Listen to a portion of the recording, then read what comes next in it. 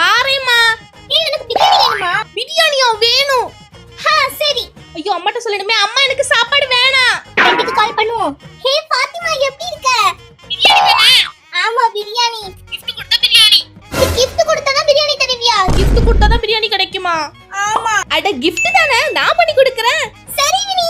நானும் பிரியாணிக்கு வேண்டி gift பண்ண ஸ்டார்ட் பண்ணிட்டேன். எனக்கு எவ்வளவுதான் நிறைய ஃப்ரெண்ட்ஸ் இருந்தாலும் ஒரு முஸ்லிம் ஃப்ரெண்ட் இல்லையே அப்படின்னு சொல்லி எனக்கு அது நீங்க ஃபீல் பண்ணிருக்கீங்களா? நான் ரொம்பவே ஃபீல் பண்ணிருக்கேன்.